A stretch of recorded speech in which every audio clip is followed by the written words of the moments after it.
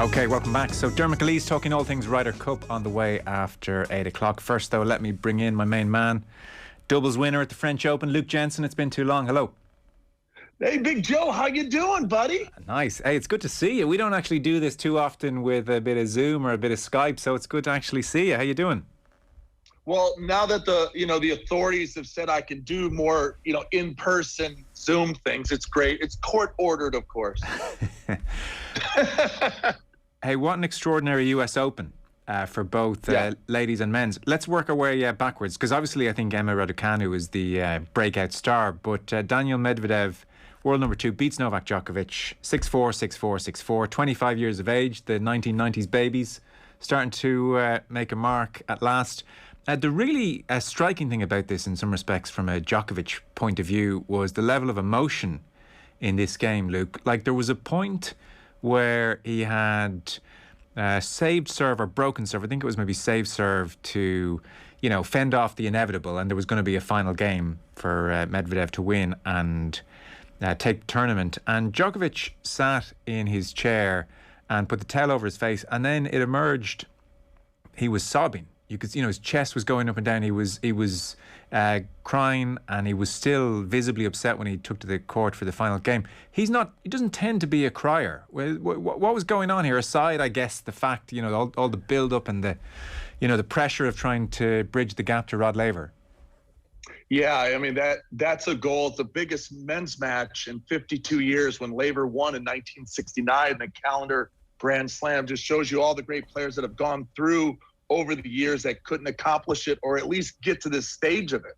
And I was very fortunate. US Open TV had me calling sideline for that match for their feed, and I was basically right across the court from him in the photographer's pit, and I could see that. And to me, the first thing that jumped out to me was an entire year going and navigating the pressures and the accomplishments. And so many times there were near misses. He was down 2-0 in the finals of the French Open and beat Tsitsipas. He had to go through Nadal, beat him in the semis of the French, and Nadal's won 13 French Opens.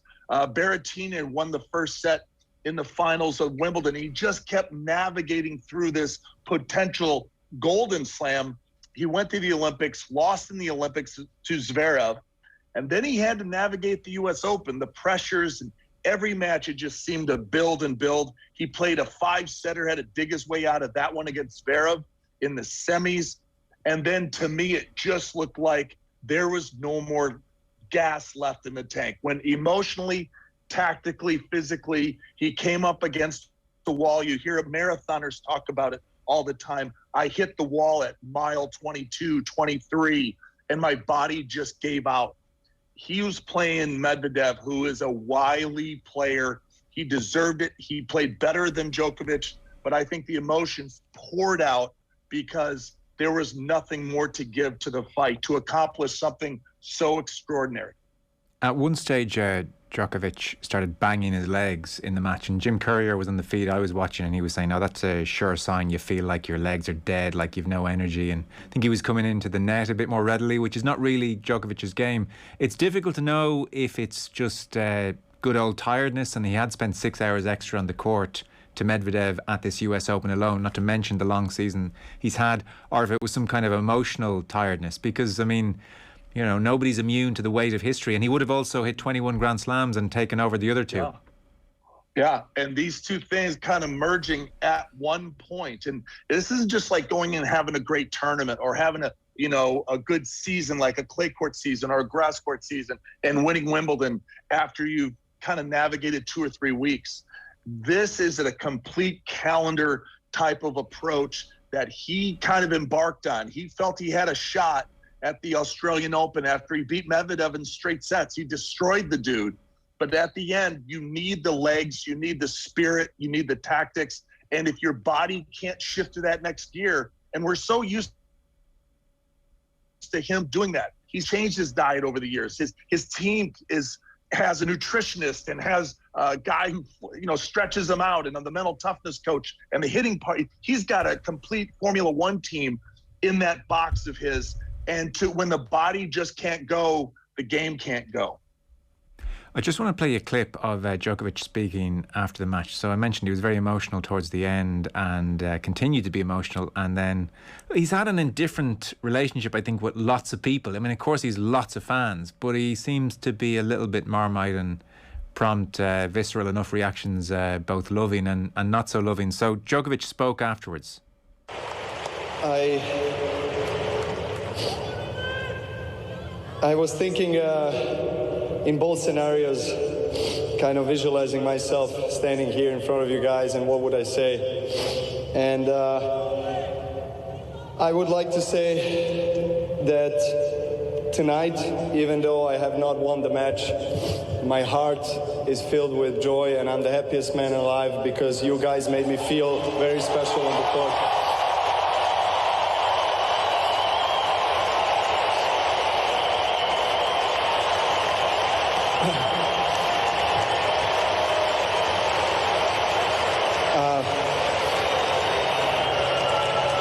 You guys touch my soul. I've never felt like this in New York. Honestly, I've never felt like this. I love you guys. Thank you so much for support. Everything you have done tonight for me. I love you. And I'll see you soon. Did the support strike you, Luke? No, he's got millions and millions of supporters outside of Serbia.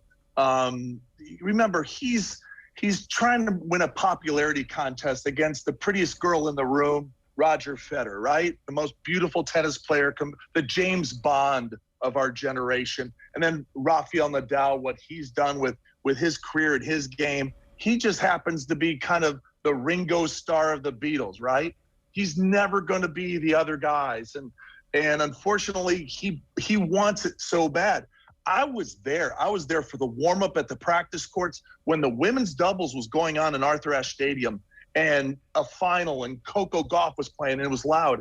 They had to stop the match because the Djokovic practice was so loud on the practice courts. They had to stop the match at times because of the noise. There was so much fever and passion and support for Djokovic just in his warm-up leading into the match. And then when he stepped on the court, there was just this tsunami of support. And his game never left the locker room. His body just didn't have enough gas in the tank to get him across the finish line. But you know what? I think it's one of these things very similar, if you know tennis history, when John McEnroe lost to Bjorn Borg. People thought he was the brat. He was the super brat. And he loses to Borg in an amazing match, wins a 4-set tiebreaker. But because of his effort, because of his behavior, the fans kind of like gravitated to him. And within a loss, he found more respect from the fans. And maybe this is that moment for Djokovic, but it's a moment that will never happen again in another 50 years because it is so challenging to do to get to this kind of moment. Yeah, I do think sometimes his unpopularity is maybe a bit overstated. I did see the line in a piece I was reading saying, you know, he's always pretty much had the third highest number of tennis fans around the world after the other two. He's not doing too badly. So that's Djokovic. I'm sorry to brush by Medvedev, which is kind of disrespectful given he's just won the tournament. We'll come back to him again at some stage, I'm sure, over the coming months if he keeps up the good form. But I do want to talk about Emma Raducanu because this is rather extraordinary. She was doing her A-levels in Bromley, I think, about 3 months ago, Luke. The only qualifier in history to win a Grand Slam. From the UK perspective, she bridges the gap to Virginia Wade, obviously. She won all 20 sets that she played in qualifiers and through this event. She beat the 19-year-old Leila Fernandez in the final. I mean, it strikes me with tennis down the decades, we have often had prodigies and teenagers emerge and do special things. I suppose to put this in some kind of perspective, it's not just the age, it's the lack of experience. So this was her second ever Grand Slam. We saw her at Wimbledon. Like, it took Monica Seles, one of the great prodigies, it took her 4 to win. So, I mean, this is, even by the Seles standard, this is exceptional. Where has Emma Raducanu come from? Did you all know this was coming inside the game, or is this taking everybody a bit by surprise? She was a powerful junior. I mean, she beat Fernandez, who she beat in the finals here at this U.S. Open in 2018 at Wimbledon Juniors.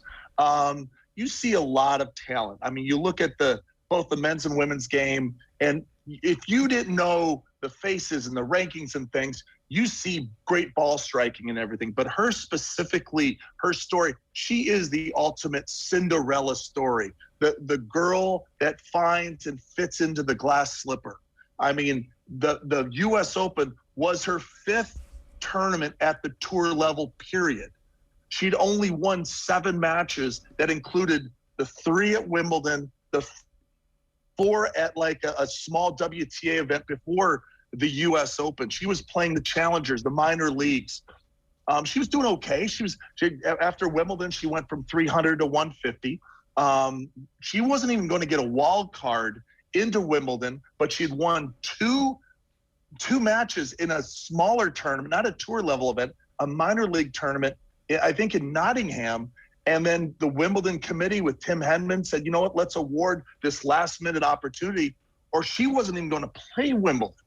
And for her to get on a roll and not drop a set, the closest set was 7-5, and that was in the second round of qualifying.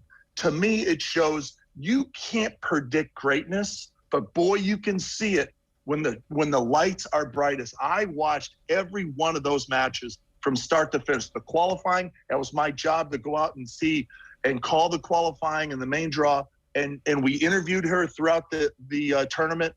And she is a supernova of a superstar.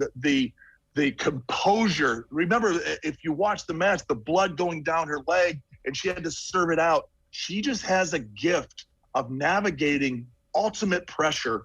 And I am so excited for her because and Fernandez, these 2 young stars in a game where we didn't have Serena, we didn't have Roger Federer, we didn't have Rafael Nadal, Venus Williams. Osaka is on a walkabout right now. And Sophia Kenin, who won the Australian Open, she has all these stars just not around, but this next generation that's here to take over. And it's awesome to see. She is the real deal. But again, Cinderella, you just don't see it until the opportunity comes and they take advantage. Yeah. And her heritage is such that she thanked her Chinese fans. She's a Chinese mother, and it's been viewed nearly 1 billion times. She thanked them in Mandarin, and obviously the UK has gone bananas next door to us as well. Yeah. They're saying she'll be the first $1 billion sports woman in history. So this is sustainable, and this is not just flash in the pan. What you see from her on the court, the fundamentals are all there for her to win multiple Grand Slams over the next 15 years.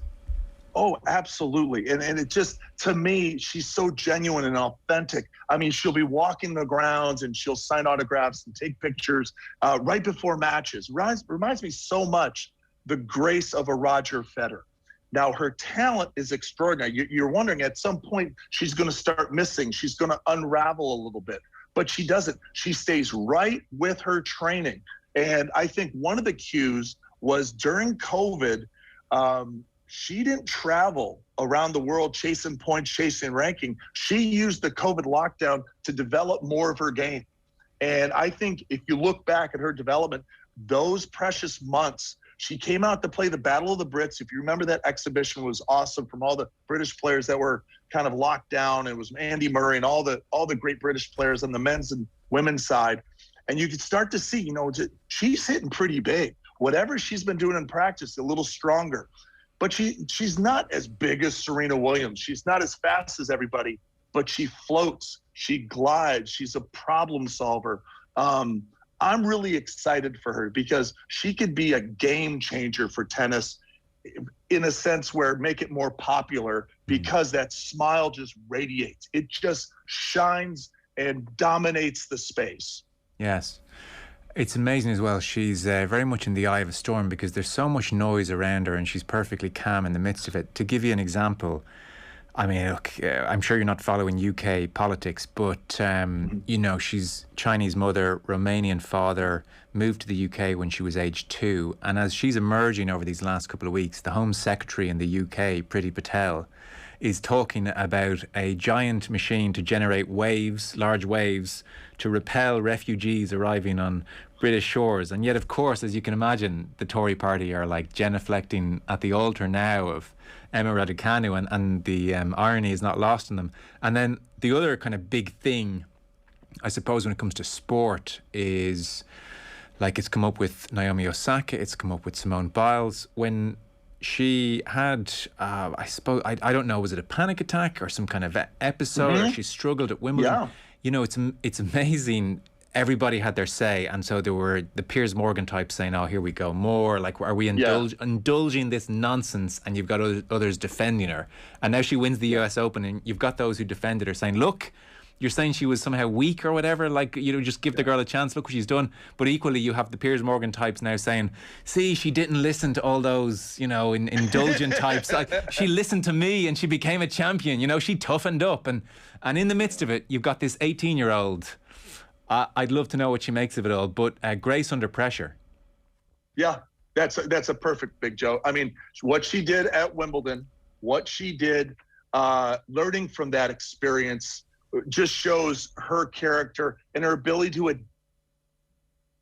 adapt to situations, to grow her game, both mentally, tactically, emotionally. Remember, the biggest thing that we stress to junior players is you want to be emotional, but you want to play with emotion, but you don't want to get emotional. And that's who she is. She's reminds me a lot of Chris Evert, who is just so steady, so calm, used her mind as a weapon.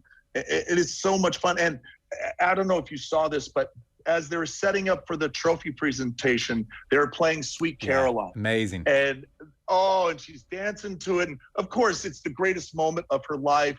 But just to allow this moment to wash over her and not worry about, I got to put my watch on for this endorsement, or what do I have to do next? Just enjoying it. And it's still a game for her. And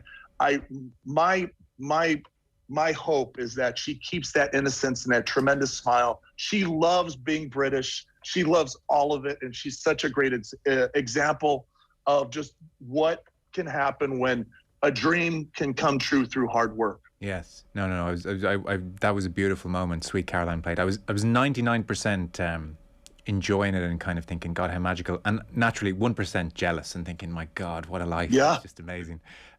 Before you go, so you raise an interesting point, which is now, and this happens in individual sporting lives more so than team, I think. Like, it happens to golfers a lot as well. And you said putting on the right wristwatch when you win, and the sponsorship and the pressure, and, you know, suddenly in a year's time there's going to be less favourable opinions about her on Twitter and all that kind of stuff. So Naomi Osaka, Luke, an indefinite break is what we're hearing. What's the word on Osaka and her future? Or do we know? Is this like shrouded in secrecy even in the tennis world over there? I don't think Osaka knows. Remember, she was up a set and serving 5-4 against Fernandez, who ended up getting to the finals. And that was in the second round. And she could have easily gotten to the third round, fourth round. Her game is so good that no matter what's going on in her mind, how she's feeling inside, her game can get her through a lot of matches. But now, clearly an all stop. And until she the number one cue to me was, she says, when I win, I'm not happy. And when that happens, she feels more of a relief when she wins instead of all this pressure that she has to win. And so I think it's all stop until she comes back, because when she does come back, the spotlight's going to be even greater. They're going to watch every practice, every time she comes out of the transportation car, wherever she goes. She's such a huge deal globally, and especially in her country of Japan, that when she comes back, she better be right. And it's okay to lose. It's okay not to be perfect. Just do whatever makes you smile and makes you happy. And I think having these young stars come through, I think it helps her, because she's no longer just the superstar. They've got other superstars in that locker room. Luke Jensen, as always, thank you, sir. Big Joe, you're the best.